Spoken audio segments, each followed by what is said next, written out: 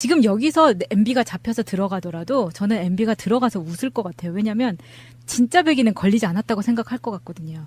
여기에서 정말 대단한 게 나올 수 있을 것 같아요. 예를 들어서 자원 비리 같은 거 있잖아요. 네, 네. 우리나라에서 잡을 수 없는 게 밖에 지금 정말 큰 게 있는데 예.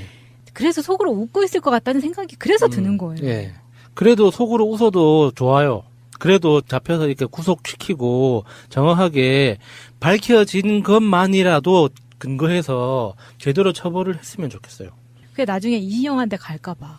그래서 걔가 좋은 옷 입고 좋은 차 타고 그러니까 좋은 집에 사는 걸 보고 싶지 않아. 그렇게 하더라도 이게 우리가 모든 거를 동화 속의 이야기처럼 네. 나쁜 놈은 처벌받고 착한 사람은 행복하고 하면 좋겠지만 그렇게 100% 완벽하게 할 수는 없거든요.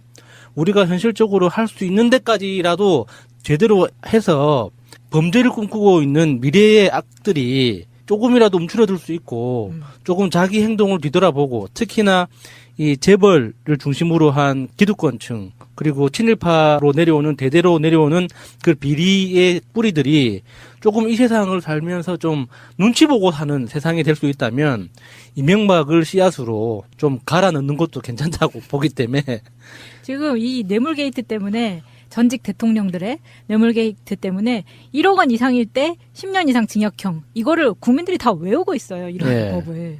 확실히 개도 효과는 있지 않나. 저는 몰랐거든요. 1억이 생각보다 뇌물 액수로는 작다고 생각했는데 아 현금으로 1억 받아봤어요? 근데 왜 그걸 작다고 생각해? 저는 받아봤어요. 아, 만 진짜? 원짜리로. 아 진짜로요? 오. 은행에서 받았거든요. 아, 그러니까 아니 근데 우리같이 평범한 사람도 저는 아니지만 명종님은 일단 만져보기라도 했잖아요. 예. 그러니까 근데 이명박 같이 이렇게 거물급이라고 할 수 있는 인간들이 인력은 작죠. 그래서 저는 그런 생각을 했었죠 처음에. 뭐 그런 소문 많았잖아요. 이명박이 입는 옷, 양복 그래 로로피아. 한 벌에 뭐 3천만 원이다, 뭐 5천만 원이다 이런 이야기도 있었죠. 그 뇌물죄를 구성을 하는 요건을 보면 뇌물죄 형량이 1억 이상은 10년이라고 돼 있잖아요. 네. 이게 1억이라는 돈이 작다고 보이잖아요. 그게 왜 그렇게 돼 있냐면 뇌물죄는 공무원이 저지르는 거거든요. 아, 사실 일반인한테는 크게 해당되지 않아요. 뇌물죄는 그렇죠. 일반인에게 해당. 제가 마차님한테 1억 준다고 해서 뭐 부탁할 게 뭐가 있어요, 그냥. 그러니까 뇌물죄는 뇌물수수죄죠. 엄격하게 얘기하면. 아니 이 고위 공무원들이 너무 일을 많이 저지르니까 전 국민이 공무원이라고 생각해요. 네. 그러니까 1억 이상을 뇌물을 받으면 10년 이상이라고 10년 이상이라는 건 사형까지예요. 10년부터 사형까지 한계가 없는 거예요. 아, 그러네. 예, 그래서 이거 굉장히 엄한 처벌 조항이거든요. 왜 이렇게 만들어놨냐면 공무원은 절대 그러면 안 되는 거예요. 공무원은 뇌물 받지 마. 근데 MB가 정말 나쁜 짓을 했다는 건 저는 이런 거라고 생각을 하는데 이명박 정부 때 청와대가 제2롯데월드 건설에 대한 반대 여론을 잠재우기 위해서 정부 차원에서 여론 조작을 했다는 거예요. 근데 물론 댓글 조작이나 이런 것들이 다 한 거는 맞는데 이 제2롯데월드 반대 여론 관리에 대한 문건이 확실하게 이번에 나온 거잖아요. 그렇죠. 네. 이게 너무 소름 끼친다는 거죠. 이번에 이재정 의원이 또 한 방 하셨죠. 정말 큰일 하셨더라고요. 이야기 들어보니까 와 진짜 그 의지의 한국인 이 말이 그냥 생각나더라고요.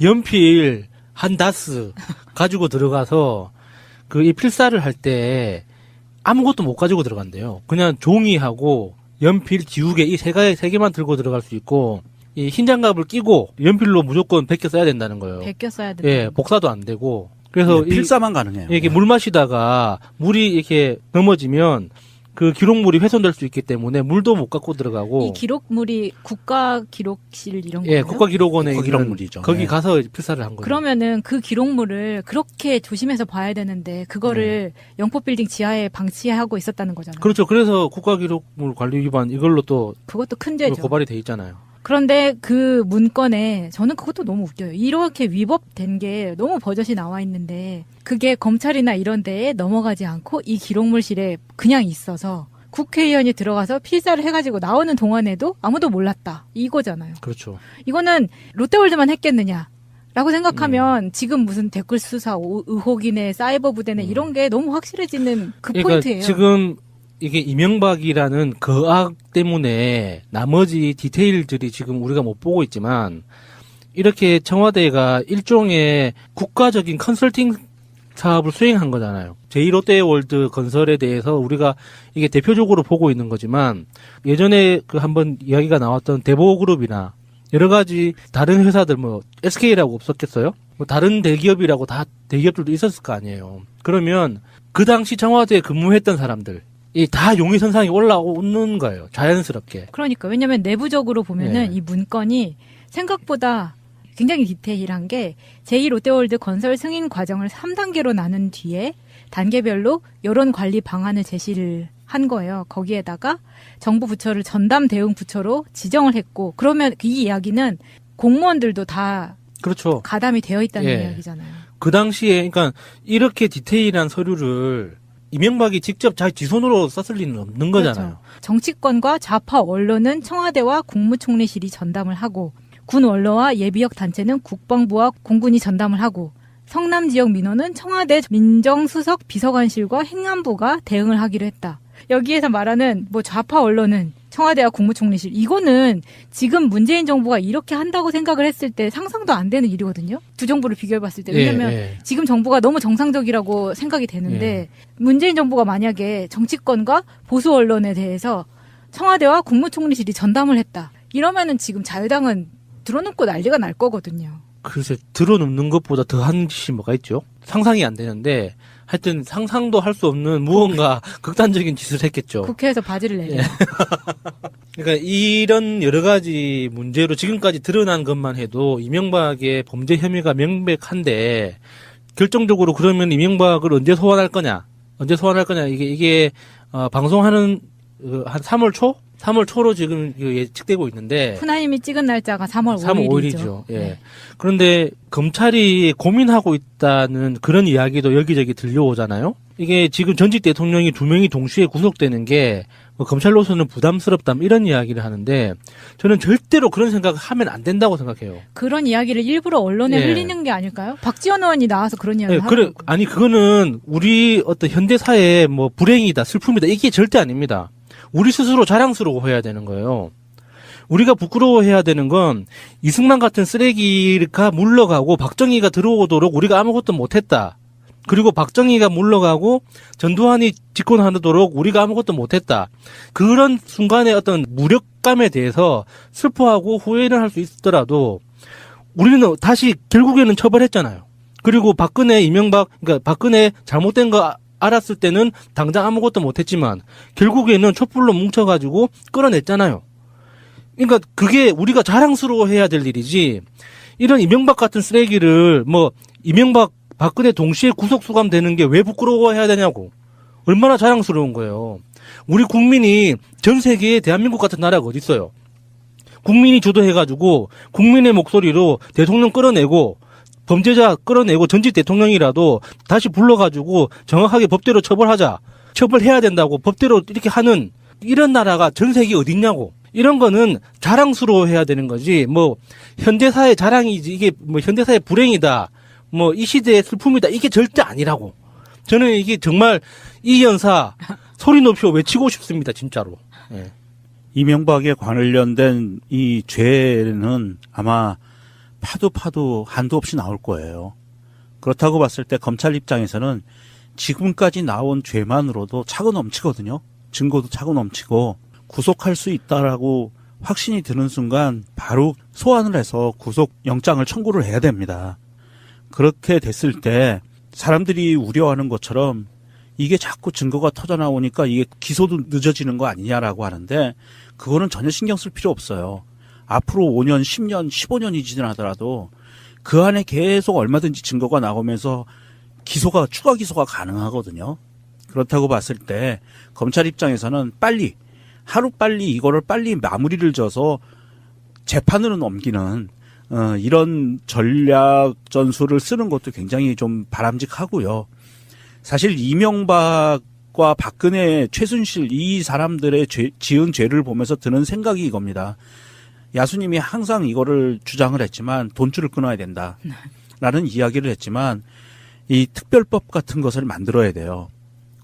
그래서 이 이제 가칭으로 얘기하면 권력형 부정비리에 대한 환수 조치에 관한 법률 뭐 이런 식으로 해서 특별법을 하나를 만들어서 이 기한이 없이 이 사람들이 지은 죄에 대한 그 추징금이나 벌금, 특히 비리로 축적된 재산 같은 경우엔 끝까지 환수해서 추징할 네. 수 있는 이런 시스템을 특별법을 만들어서 이 돈줄을 하나하나 차근차근 끊어나가야 되고요. 그리고 해외에 빼돌려져 있는 저수지에 들어가 있다고 하는 돈 사실 그거 몇 달에 며칠간에 몇 달 동안에 이거 밝혀낼 수 있는 문제가 아니에요. 이 부분은 검찰과 경찰과 그리고 국세청이 나서서 다른 네. 나라들과 이게 긴밀하게 협조를 해야만 찾아낼 수 있는 부분이라 굉장히 시간이 걸립니다. 시간도 걸리고 돈도 드는 거라서 예, 그래서 어, 이 수많은 시간이 드는 거는 그거는 따로 차차차 시간이 들면서 밝혀내고요. 급하게 이미 범죄 혐의가 드러난 부분 이것만 따로 갖고 기소를 하는 방법으로 가야 맞을 것 같아요. 예, 저 명종님 말씀에 진짜 200% 동의하는 게 지금 우리나라 현행 법률로도 이런 정치인, 그러니까 선출직 공무원과 이 일반 공무원들의 범죄에 대해서 끝까지 추적하고 추징하는 처벌이 가능해요. 근데 그건 정치적 판단이 있을 때 그 의지가 드러나는 거거든요. 그래서 그냥 유야무야 덮이는 경우가 너무 많아. 근데 제가 그런 글을 읽어본 적이 있는데 서방국가와 우리나라의 국민성에 대한 거였는데 예를 들어서 집에 있던 머슴이 예. 일을 잘못해서 주인의 재산에 흠이 가거나 이제 음. 피해를 입혔어요. 그러면 미국이나 이런 데서는 하인을 거의 죽인다는 거예요. 예, 예. 근데 우리나라는 소설에서도 많이 나오잖아요. 흠신 패서 쫓아내버렸다. 멍석말이하죠. 네. 예. 그게 다른 국민성이라서 외국에서는 2차 대전, 1차 대전 예. 끝나고 이렇게 나치의 부역자들 뭐 처단하고 막 이런 게 가능했지만 예, 예, 그런 예. 국민성 때문에 우리나라는 일제를 처단하지 못했다. 이런 글을 본 적이 있었어요. 아, 그런 것과 비슷한 맥락일 수도 있는데 이게 범죄를 꿈꾸는 사람들이나 범죄가 가능한 사람들, 고위공무원들, 그리고 선출직 공무원들이 내 행위가 나의 이게 실수든 내 의도가 됐든지 간에 이게 범죄가 되었을 때 나에게 돌아오는 피해가 무한대로 크다는 전제가 깔려 있으면 아무것도 못 하거든요. 그런 범죄 자체를 꿈꿀 수가 없어요. 그러니까 명종님이 말씀하셨던 그런 특별법이 꼭 필요하다고 느껴지는 게 우리 사회에 정말 큰 해악을 미치는 작은 실수가 이게 파도가 되어가지고 엄청나게 큰 쓰나미가 될 수 있는 사람들 있죠. 입법부의 국회의원들이나 중앙정부의 고위공무원들 이런 사람들의 어떤 개인적 사적 감정이 이게 포함된 사적인 이익이 포함된 정책적 판단이 드러났을 때 자기들이 입는 피해를 예상할 수 있어야 되거든요. 근데 지금은 그런 걸 끝까지 추적하는 어떤 법적 장치가 아무것도 없단 말이죠. 그러니까 이명박처럼 이런 범죄가 밝혀졌음에도 불구하고 전두환이나 노태우에 대해서 추징금에 대해서 정확한 선고가 내려졌음에도 법적인 처벌이 내려졌음에도 불구하고 이게 정권이 바뀔 때 그리고 국세청장이 누구냐 검찰총장이 누구냐에 따라서 그 추징 활동을 얼마만큼 강도로 얼마만큼 깊이로 할 건지에 대해서 계속 달라졌단 말이죠. 그러니까 그런 걸 방지하기 위해서라도 명동님이 말씀하신 그런 특별법은 꼭 필요한 것 같아요. 그런 특별법을 만들려면 선결 과제가 있어야 되죠. 다음 총선에서 압도적으로 저쪽에 있는 저 패거리들은 의석을 얻지 못하게 만들어야 돼요. 그래서 무난하게 그 법률이 통과될 수 있는 네. 의석을 충분히 확보해 줘야 되죠. 네, 다음 총선이 정말 중요하다는 게 다시 한번 느껴지고요. 되고 있는데 푸나님이 찍은 날짜가 3월 3월 5일이죠. 5일이죠. 예. 네.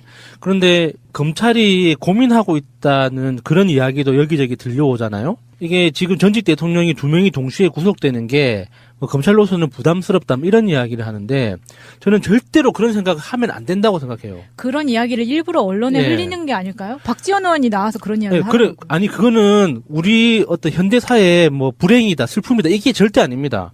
우리 스스로 자랑스러워해야 되는 거예요. 우리가 부끄러워해야 되는 건 이승만 같은 쓰레기가 물러가고 박정희가 들어오도록 우리가 아무것도 못했다. 그리고 박정희가 물러가고 전두환이 집권하도록 우리가 아무것도 못했다. 그런 순간의 어떤 무력감에 대해서 슬퍼하고 후회를 할 수 있더라도 우리는 다시 결국에는 처벌했잖아요. 그리고 박근혜, 이명박, 그러니까 박근혜 잘못된 거 알았을 때는 당장 아무것도 못했지만 결국에는 촛불로 뭉쳐가지고 끌어냈잖아요. 그러니까 그게 우리가 자랑스러워해야 될 일이지. 이런 이명박 같은 쓰레기를 뭐 이명박, 박근혜 동시에 구속 수감되는 게 왜 부끄러워해야 되냐고. 얼마나 자랑스러운 거예요. 우리 국민이 전 세계에 대한민국 같은 나라가 어디 있어요?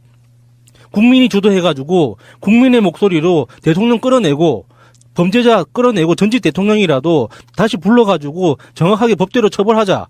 처벌해야 된다고 법대로 이렇게 하는 이런 나라가 전 세계에 어디 있냐고. 이런 거는 자랑스러워해야 되는 거지. 뭐 현대사의 자랑이지 이게 뭐 현대사의 불행이다. 뭐 이 시대의 슬픔이다. 이게 절대 아니라고.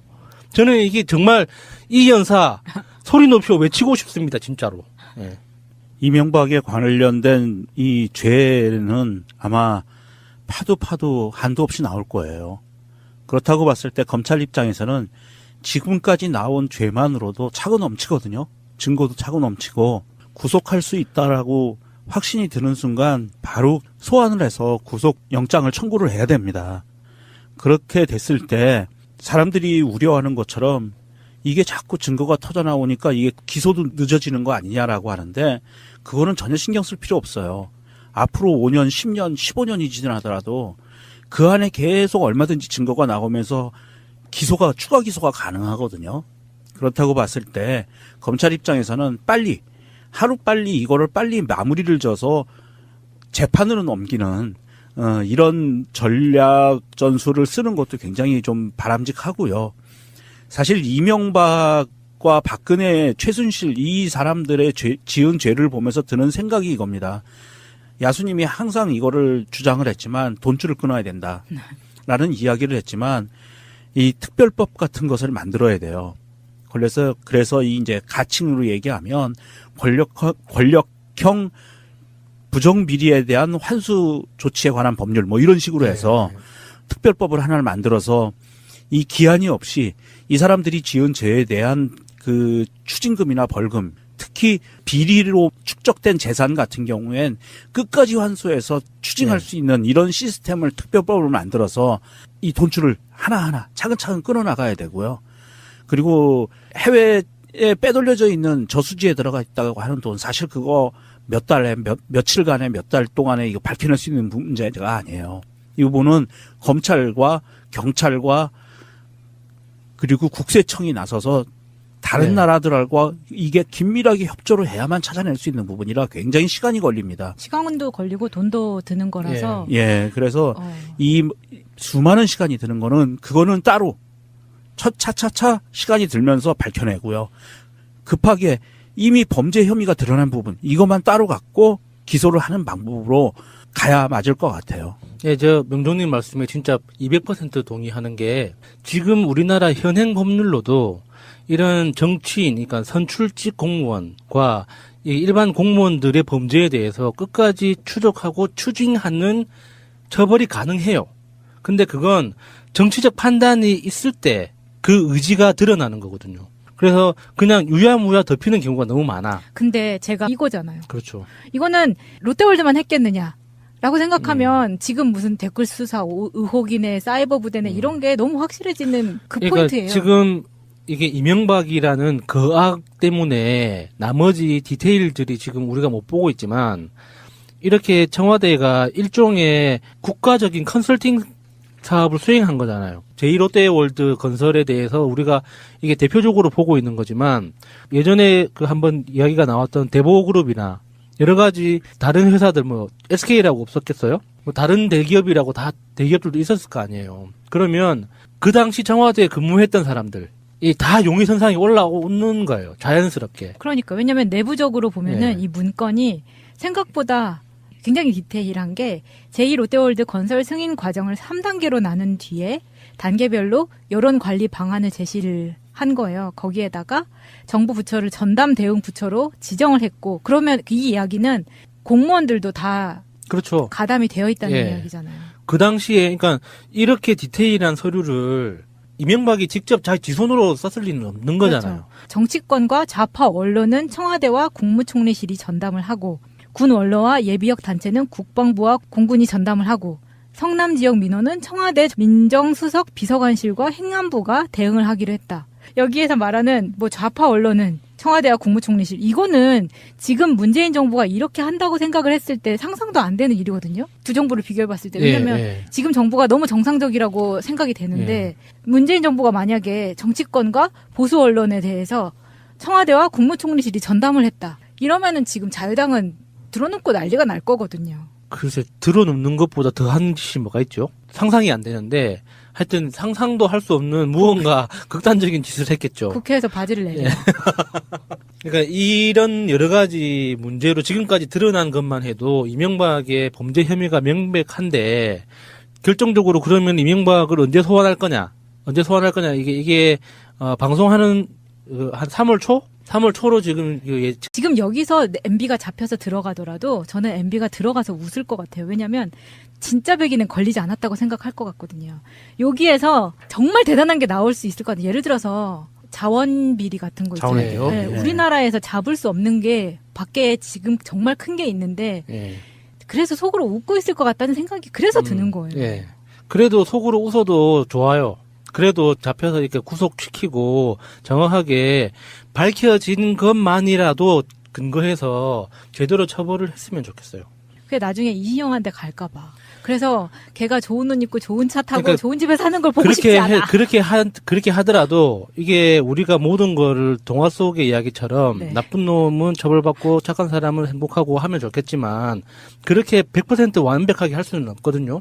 우리가 현실적으로 할 수 있는 데까지라도 제대로 해서 범죄를 꿈꾸고 있는 미래의 악들이 조금이라도 움츠러들 수 있고 조금 자기 행동을 뒤돌아보고 특히나 이 재벌을 중심으로 한 기득권층 그리고 친일파로 내려오는 대대로 내려오는 그 비리의 뿌리들이 조금 이 세상을 살면서 좀 눈치 보고 사는 세상이 될 수 있다면 이명박을 씨앗으로 좀 갈아 넣는 것도 괜찮다고 보기 때문에 지금 이 뇌물 게이트 때문에 전직 대통령들의 뇌물 게이트 때문에 1억 원 이상일 때 10년 이상 징역형 이거를 국민들이 다 외우고 있어요. 이런 네. 법을. 확실히 개도 효과는 있지 않나. 저는 몰랐거든요. 1억이 생각보다 뇌물 액수로는 작다고 생각했는데 아 현금으로 1억 받아봤어요? 근데 왜 그걸 작다고 생각해? 저는 받아봤어요. 아, 만 진짜? 원짜리로 아 진짜로요? 오. 은행에서 받았거든요. 아, 그러니까 아니 근데 우리 같이 평범한 사람도 저는 아니지만 명종님은 일단 만져보기라도 했잖아요. 예. 그러니까 근데 이명박 같이 이렇게 거물급이라고 할 수 있는 인간들이 인력은 작죠. 그래서 저는 그런 생각을 했었죠 처음에. 뭐 그런 소문 많았잖아요. 이명박이 입는 옷, 양복 그래 로로피아. 한 벌에 뭐 3천만 원이다, 뭐 5천만 원이다 이런 이야기도 있었죠. 그 뇌물죄를 구성을 하는 요건을 보면 뇌물죄 형량이 1억 이상은 10년이라고 돼 있잖아요. 네. 이게 1억이라는 돈이 작다고 보이잖아요. 그게 왜 그렇게 돼 있냐면 뇌물죄는 공무원이 저지르는 거거든요. 아, 사실 일반인한테는 크게 해당되지 않아요. 뇌물죄는 일반인에게 해당. 제가 마차님한테 1억 준다고 해서 뭐 부탁할 게 뭐가 있어요, 그냥. 그러니까 뇌물죄는 뇌물수수죄죠. 엄격하게 얘기하면. 아니 이 고위 공무원들이 너무 일을 많이 저지르니까 전 국민이 공무원이라고 생각해요.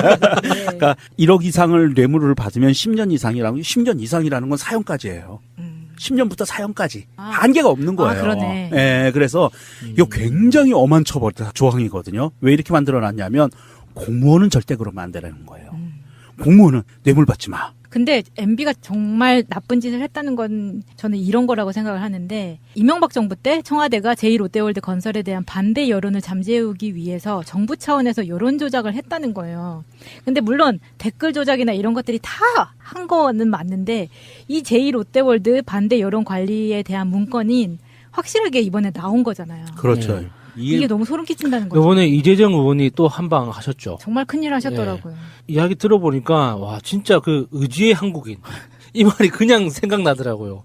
연필 한 다스 가지고 들어가서 그 이 필사를 할 때 아무것도 못 가지고 들어간대요. 그냥 종이하고 연필, 지우개 이 세 개만 들고 들어갈 수 있고 이 흰 장갑을 끼고 연필로 무조건 베껴 써야 된다는 거예요. 베껴 써야 된다. 예, 복사도 안 되고. 그래서 필사만 가능해요. 이게 물 마시다가 물이 이렇게 넘어지면 그 기록물이 훼손될 수 있기 때문에 물도 못 갖고 들어가고. 이 기록물이 국가기록실 이런 거예요? 예, 국가기록원에 국가기록물이죠. 거기 네. 가서 필사를 한 거예요. 그러면은 그 기록물을 그렇게 조심해서 봐야 되는데 그거를 영포빌딩 지하에 방치하고 있었다는 거잖아요. 그렇죠. 그래서 국가기록물 관리 위반 이걸로 또 그것도 큰 죄죠. 고발이 돼 있잖아요. 그런데 그 문건에 저는 그것도 너무 웃겨요. 이렇게 위법된 게 너무 버젓이 나와 있는데 그게 검찰이나 이런 데에 넘어가지 않고 이 기록물실에 그냥 있어서 국회의원이 들어가서 필사를 해가지고 나오는 동안에도 아무도 몰랐다.